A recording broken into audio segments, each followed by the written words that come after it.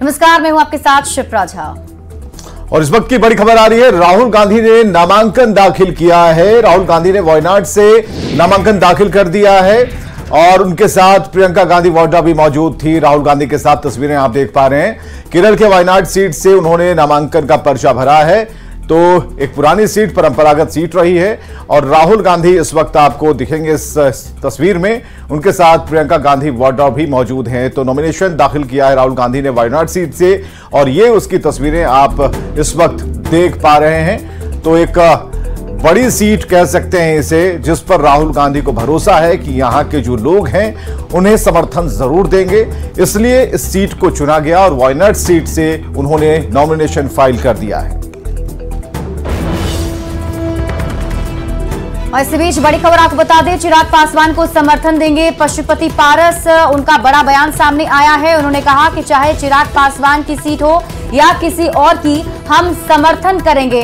तो हाजीपुर में भतीजे को साथ मिलेगा चाचा पशुपति पारस का।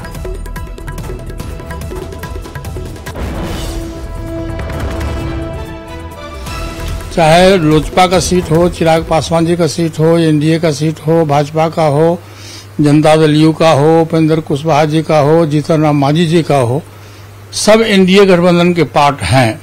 तो 40 में 40 सीट पर देखिए, हम लोग नीति और सिद्धांत से चलने वाले लोग हैं। किसी से व्यक्तिगत यदि हमारी दुश्मनी है या व्यक्तिगत विरोध है, उस विरोध को हम सार्वजनिक नहीं करते हैं। हमारा लक्ष्य है कि देश में तीसरी बार पुनः देश के माननीय प्रधानमंत्री श्री नरेंद्र मोदी जी के नेतृत्व में सरकार बने। और बीमा भारती ने पूर्णिया की बेटी के तौर पर खुद को बताया है, अति पिछड़ा की बेटी है और उनकी जीत पक्की है, ये उनका कहना है। और इस बार का चुनाव परिणाम बिहार में चौंकाने वाला होगा। उन्होंने आरक्षण पर बोलते हुए तेजस्वी ने यहां कहा कि किसी के बाप की मजाल नहीं जो आरक्षण और संविधान को खत्म कर दे। आपको बताएं कि आज पूर्णिया से आरजेडी के उम्मीदवार के रूप में बीमा भारती ने नामांकन भी दाखिल कर दिया है। और हम लोगों को पूरा भरोसा है कि बीमा भारती जी की जीत होगी। तो संघर्ष उन्होंने किया है, जमीनी स्तर से वो उठ करके आई हैं और उठ करके आने के बाद भी उनको जिस हिसाब से सताया जा रहा है, तंग किया जा रहा है, मौजूदा स्थिति तो हम सब लोग देख रहे हैं। वो अति पिछड़ा की बेटी है और साथ ही साथ पूर्णिया की बेटी है, तो हम लोगों ने उनको उम्मीदवार बनाया। लोकसभा चुनाव से पहले एक बार फिर पीएम मोदी बिहार के रण में दमखम दिखाने आ रहे हैं। कल प्रधानमंत्री नरेंद्र मोदी जमुई आ रहे हैं और खैरा इलाके के बल्लूपुर मैदान में पीएम मोदी एनडीए प्रत्याशी अरुण कुमार भारती के समर्थन में विशाल जनसभा को संबोधित करेंगे। पीएम के चुनावी सभा को ऐतिहासिक बनाने के लिए एनडीए नेता लगातार जनसंपर्क कर रहे हैं। वहीं सभा स्थल पर कड़ी सुरक्षा व्यवस्था हो, इसकी भी जांच पड़ताल की जा रही है। प्रधानमंत्री के जमुई आगमन को लेकर आरजेडी ने सवाल खड़ा कर दिया। आरजेडी प्रवक्ता शक्ति यादव ने कहा कि पीएम मोदी की पहली सभा जमुई में है और जमुई में चिराग पासवान ने अपने जीजा को टिकट दिया है। क्या इस रैली में पीएम मोदी बताएं कि परिवारवाद है या नहीं? एनडीए गठबंधन में पूरी जमात ही परिवार की है। प्रधानमंत्री के आगमन को लेकर बिहार कांग्रेस प्रदेश अध्यक्ष अखिलेश सिंह ने कहा है कि पीएम के आने से कोई असर नहीं पड़ रहा।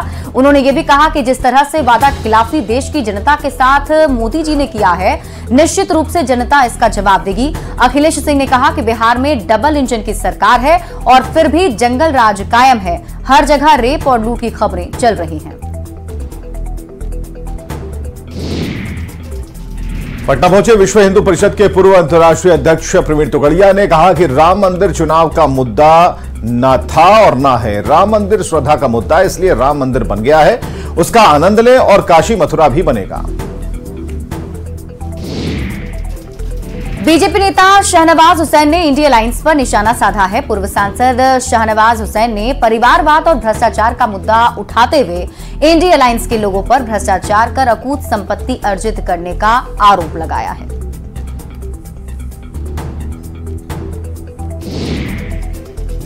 किशनगंज से खबर है, एआईएमआईएम के प्रदेश अध्यक्ष ने नामांकन कर दिया। अख्तरुल इमान ने नामांकन का पर्चा भरा और विपक्षियों पर हमला बोला।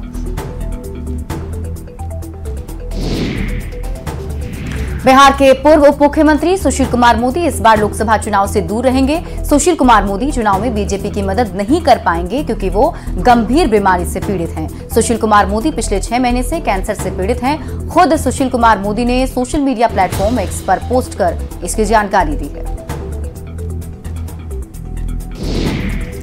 उन्होंने लिखा है कि पिछले 6 महीने से कैंसर से संघर्ष कर रहा हूं। अब लगा कि लोगों को बताने का समय आ गया है। लोकसभा चुनाव में कुछ कर नहीं पाऊंगा। प्रधानमंत्री को सब कुछ बता दिया है। देश, बिहार और पार्टी के प्रति सदा आभारी और सदैव समर्पित रहूंगा।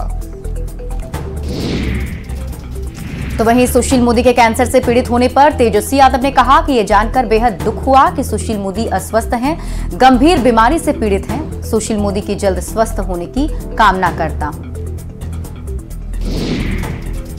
बहुत ही दुर्भाग्यपूर्ण ये सूचना हम लोगों को मिली है आज कि सुशील मोदी जी को जो है कैंसर हुआ है। हम लोग सब लोग भगवान से प्रार्थना करेंगे कि जल्द से जल्द वो ठीक हो, स्वस्थ हो और हम सब लोगों का पूरा स्नेह जो है इस समय में उनके साथ है और परिजनों के साथ। सारण से एनडीए प्रत्याशी राजीव प्रताप रूडी ने आरजेडी पर निशाना साधते हुए कहा कि यह एक परिवार की पार्टी है जिसका आम लोगों से कोई लेना देना नहीं। उन्होंने कहा कि चुनाव जीतने या हारने दोनों परिस्थिति के बाद ये लोग क्षेत्र से गायब रहते हैं। उन्होंने आगे कहा कि ये सिर्फ चुनाव के समय ही नजर आते हैं। राजीव प्रताप रूडी ने एक बार फिर बिहार में 40 सीट पर जीत का दावा किया है। लालू जी से लड़ा, उसके बाद से लालू जी के प्रतिनिधि से लड़ा, कोई हमें 5 साल तक क्षेत्र में नहीं दिखाई दिया। उसके बाद राबड़ी देवी जी से चुनाव लड़के हम जीते, मुझे 5 साल तक कोई कैंडिडेट नहीं दिखाई दिया जो जनता की सेवा में है। तो दरअसल पूछिए, राजनीतिक कार्यकर्ता के रूप में मुझे ही नहीं, पूरे सारण जिला में किसी को नहीं पता होता कि 5 साल यहाँ पर कौन प्रत्याशी होगा। सारण सीट से लालू प्रसाद की बेटी रोहिणी आचार्य के चुनाव लड़ने की खबर के बाद यह सीट एनडीए के महत्वपूर्ण सीट बन गई है। राजीव प्रताप रूडी के पक्ष में राजभवन में एनडीए के नेताओं ने एकजुटता का प्रदर्शन किया। राजीव प्रताप रूडी के सारण के औद्योगिक बदहाली के लिए लालू को जिम्मेदार ठहराने के बाद आरजेडी ने भी पलटवार किया है। आरजेडी एमएलसी सुनील सिंह ने कहा कि सारण में जो भी कार्य दिख रहे हैं वो लालू प्रसाद के कार्यकाल में ही हुए हैं। राजीव प्रताप रूडी ने 20 साल में सारण के लिए ऐसा कुछ नहीं किया जिसकी चर्चा हो सके। इसी के साथ सुनील सिंह ने राजीव प्रताप रूडी के खिलाफ कहा कि ये लोग आसमान में उड़ने वाले लोग हैं, जमीन का विकास इनको नजर नहीं आता क्योंकि 17 महीने में तेजस्वी ने जो विकास किया है उसकी चर्चा पूरे देश में है।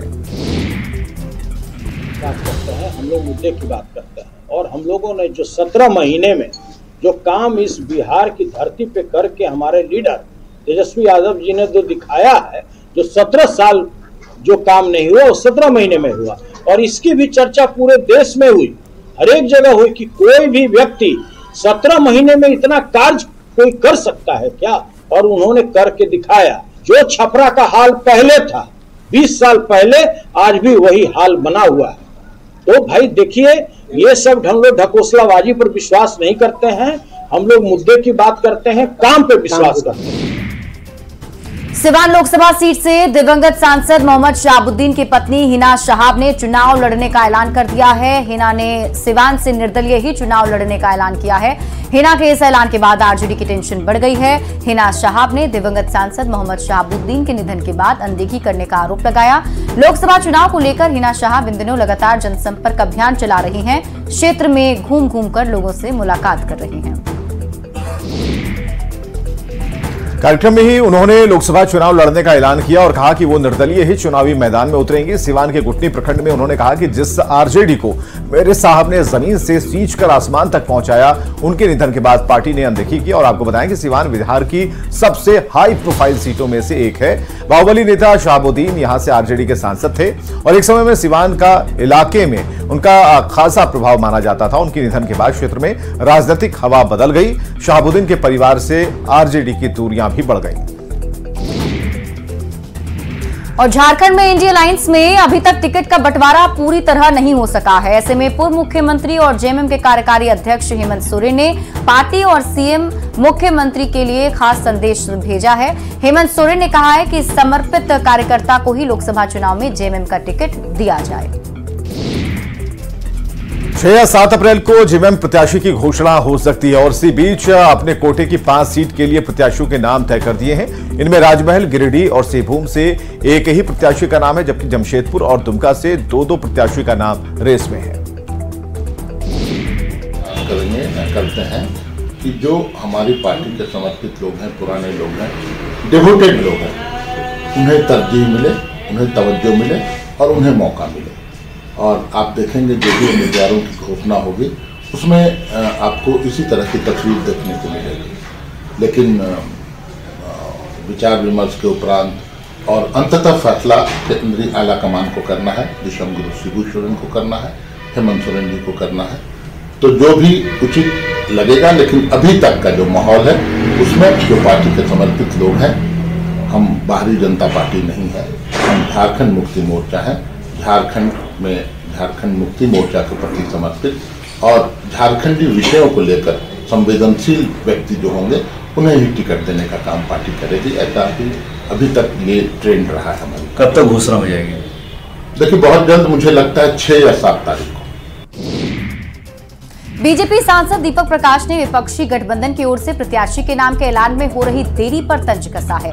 देवघर पहुंचे दीपक प्रकाश ने दावा किया है कि विपक्ष के पास प्रत्याशियों की कमी है। उन्होंने विपक्ष को विज्ञापन निकलवाने की सलाह दी ताकि कोई प्रत्याशी सामने आकर चुनाव लड़ सके। उन्होंने दावा किया कि झारखंड और देश में कोई विपक्ष नहीं है और यहाँ की सत्ताधारी पार्टी परिवारवाद के साथ राज्य को लूटने में लिप्त है। टोटके पूरी तरह से टोटके उनके उम्मीदवार मिलने रहे और मैं तो उनसे निवेदन करूंगा, विज्ञापन निकाले, विज्ञापन, शायद 2-4 मिल जाए अपनी जमानत को जब्त कराने के लिए। झारखंड मुक्ति मोर्चा, कांग्रेस और आरजेडी परिवारवाद पर आधारित है और झारखंड की खनिज संपदा को लूटने वाले लोग हैं, जमीन को लूटने वाले लोग हैं और शराब घोटाले में लिप्त है। इसलिए जब ईडी के छापे पड़ते हैं तो करोड़ों करोड़ रुपए निकलते हैं।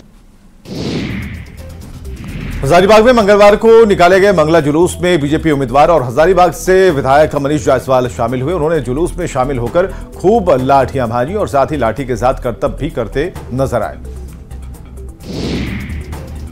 उन्होंने मंगला जुलूस को लेकर लोगों को शुभकामनाएं भी दी, साथ ही उम्मीद जताई कि 2024 की रामनवमी बिना किसी सरकारी रोक-टोक के अच्छे तरीके से मनाई जाएगी। उन्होंने रामनवमी को राजकीय दर्जा देने की भी मांग की है। इस बार रामनवमी सुखद होगा, बिना किसी रोक-टोक के, बिना किसी सरकारी बंदेज के। क्या राजकीय महोत्सव का भी इसका घोषणा होना चाहिए? अब आप जाते हैं तो एकदम होना चाहिए। उसमें तो राजकीय महोत्सव का इसलिए कि जैसे मैसूर का दशहरा बड़ा फेमस है, तो उसको पूरा राज उसको मानता है कि हाँ, मैसूर का दशहरा में जाना चाहिए। उसी प्रकार से रामनवमी का तो यहीं पे सबसे ज्यादा ये है महत्व, रामनवमी का हजारीबाग में है, तो इसको बिल्कुल राजकीय महोत्सव का दर्जा मिलना चाहिए। और कल पूर्णिया से नामांकन करेंगे Pappu Yadav. Social site x पर पोस्ट कर दी ये जानकारी और आज ही बीमा भारती ने नामांकन किया है। शायद इस बात का इंतजार कर रहे हो पप्पू यादव और पूर्णिया में दिलचस्प मुकाबला अब होने वाला है। और पप्पू यादव हमारे साथ जुड़ चुके हैं। पप्पू यादव जी, कब कर रहे हैं नामांकन? जी प्रणाम। प्रणाम प्रणाम, कैसे हैं आप? हमको ये बताइए, हाँ, लालू यादव जी पाटलिपुत्रा में रंजन यादव से हार जाते हैं, मीसा जी हार जाती है, हार जाती है रामकृपाल जी से। इतने जगह नॉमिनेशन हुए इनके, राजवल्लभ यादव को अभी तक मना नहीं पाए। विनोद यादव खड़े हो गए, जयप्रकाश के नॉमिनेशन में ये नहीं गए। आज तारिक अनवर साहब नॉमिनेशन कर रहे हैं, वहाँ तेजस्वी जी नहीं गए। किशनगंज में कांग्रेस नॉमिनेशन कर रही है, नहीं गए। भागलपुर में कर रहे हैं, नहीं गए। पूर्णिया में आज नॉमिनेशन दिलाने आए हैं, इतनी जयप्रकाश यादव के में नहीं गए। इतनी नफरत मुझसे क्यों? इतना दुश्मनी, इतनी बदला लेने की भावना पप्पू यादव से क्यों? कहीं नहीं गए। एक तो जबरदस्ती आपने सीट ले लिया कांग्रेस से, फिर आप मधेपुरा सुपौल लिया। हम मधेपुरा सुपौल लड़ने की बात हम कभी नहीं बोलते हैं। हम पूर्णिया में हमारी तैयारी रही। आप पुराने नेता हैं, क्यों का जवाब बेहतर आप ढूंढ सकते हैं, लेकिन क्या कल हम माने कि निर्दलीय आप नामांकन कर रहे हैं? नहीं, आप ये क्यों मानेंगे कि निर्दलीय नामांकन करेंगे? मेरे हाथ में कांग्रेस का झंडा होगा, ठीक है, करेंगे नामांकन। तो आप कल जब नामांकन कांग्रेस के झंडे के साथ करेंगे तो कौन कौन लोग शामिल होंगे? सब लोग होंगे, वो बेफिक्र रहें, आप चिंता ना करें। नहीं, आपकी चिंता तो है ना, क्योंकि आप तो बिल्कुल आपने कह दिया था कि भाई अब पूर्णिया दुनिया छोड़ देंगे, लेकिन पूर्णिया नहीं छोड़ेंगे। वो बात तो हमें अभी भी याद है। हम तो चाहते हैं कि आप सकुशल रहें पप्पू जी। आप हम पर आशीर्वाद बनाए रखिए। चलिए, बहुत बहुत शुक्रिया बातचीत करने के लिए। तो पप्पू यादव का दुख अपनी जगह पर है। लालू प्रसाद लालू परिवार से दुखी हैं और ये कह रहे हैं कि पूर्णिया में बीमा भारती के नामांकन में सब पहुंच रहे हैं, बाकी जगहों पर इन्होंने क्यों छोड़ दिया, आखिर उनसे दुश्मनी क्यों है। और ये सवाल जब उनसे पूछा गया कि निर्दलीय कल क्या नॉमिनेशन करेंगे, तो उन्होंने कहा कि निर्दलीय क्यों करेंगे, हमारे पास कांग्रेस का झंडा है। तो इशारा यह है कि कांग्रेस के झंडे तले पप्पू यादव पूर्णिया से ताल ठोकेंगे। 4 अप्रैल को हजारीबाग में झारखंड मुक्ति मोर्चा के 45वें स्थापना दिवस समारोह का आयोजन किया गया है। इसकी सफलता के लिए झारखंड मुक्ति मोर्चा के नेता और कार्यकर्ता जुट गए हैं। पार्टी ने स्थापना दिवस समारोह के ऐतिहासिक होने का दावा किया है। हजारीबाग के गांधी मैदान में आयोजित समारोह में पार्टी के सभी शीर्ष नेता पारंपरिक परिधान में होंगे और इस आयोजन में सीएम चंपाई सोरेन के साथ कल्पना सोरेन और पार्टी के वरिष्ठ नेता होंगे। कार्यक्रम की तैयारी में सभी लोग जुटे हैं। हम लोग गांधी मैदान जहां मटवारी वहां कर रहे हैं और एक ऐतिहासिक कर रहे हैं, और यही इतिहास हजारीबाग जिला को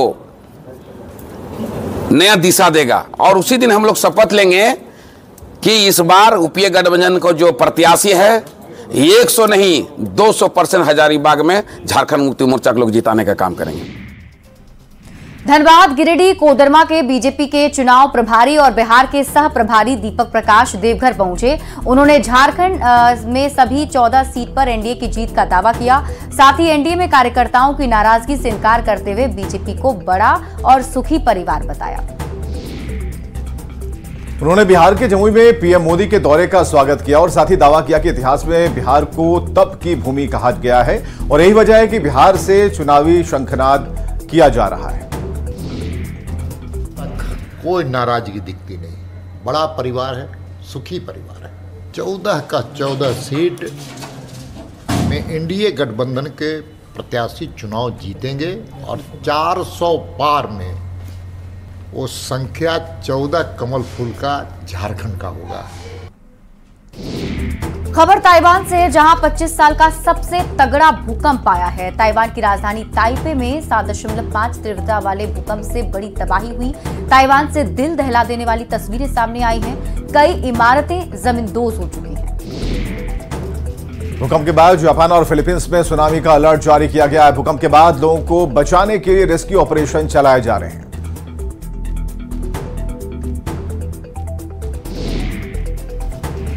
कटिहार में भाकपा माले विधायक दल के नेता महबूब आलम पर आचार संहिता उल्लंघन के मामले में अंचल अधिकारी के आवेदन पर मामला दर्ज किया गया।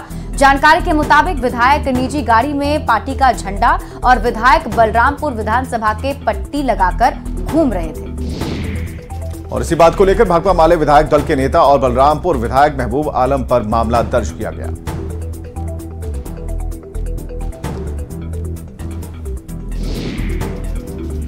खबर बगहा से है, जहां कश्मीर में सड़क दुर्घटना में मृत 8 मजदूरों का शव उनके घर पहुंचा।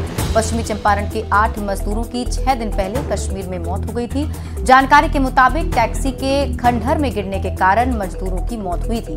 श्रम मंत्रालय की ओर से शवों को कई प्रक्रिया के बाद उनके घर भेजा गया है। शवों के घर पहुंचते ही पूरे गांव में मातम का माहौल हो गया। सरकार की ओर से प्रभावित परिवार के लिए मुआवजे की घोषणा की गई है।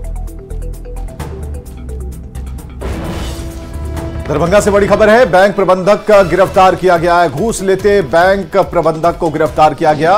30,000 रुपए घूस ले रहे थे और विजिलेंस की टीम ने पकड़ा है। लोन देने के बदले घूस की डिमांड की गई थी। 10% कमीशन मांगने को लेकर इसकी शिकायत भी की गई और कुशेश्वर स्थान प्रखंड से यह गिरफ्तारी हुई है। पटना से आपको बड़ी खबर बता रहे हैं। रिटायर्ड मैनेजर के घर डकैती हुई है। पटना के कंकड़बाकी हाउसिंग कॉलोनी से रिटायर्ड चीफ मैनेजर दीपेंद्र नाथ सहाय के घर डकैती हुई। डकैतों ने घर से 2 लाख कैश और 5 लाख से अधिक के गहनों की चोरी की है। डकैतों ने बैंक मैनेजर और उसकी पत्नी को बंधक बनाकर पूरी घटना को अंजाम दिया। साथ ही रिटायर्ड मैनेजर के साथ मारपीट कर उन्हें घायल भी कर दिया। लोकसभा चुनाव से पहले पटना पुलिस काफी सतर्क है। पटना पुलिस शराब के खिलाफ लगातार कार्रवाई कर रही है। पुलिस ने पटना के गर्दनीबाग थाना क्षेत्र के रोड नंबर 1 से भारी मात्रा में लाखों की शराब बरामद की। हालांकि इस मामले में अब तक किसी को गिरफ्तार नहीं कर पाई है पुलिस, लेकिन पुलिस इस मामले की लगातार जांच कर रही है। जामताड़ा के सुपाईडीह में रविवार को अवैध विदेशी शराब फैक्ट्री का खुलासा हुआ था और इस मामले में डीसी ने कार्रवाई शुरू कर दी है। डीसी ने एसडीओ और उत्पाद विभाग की टीम के साथ मौके का जायजा लिया है।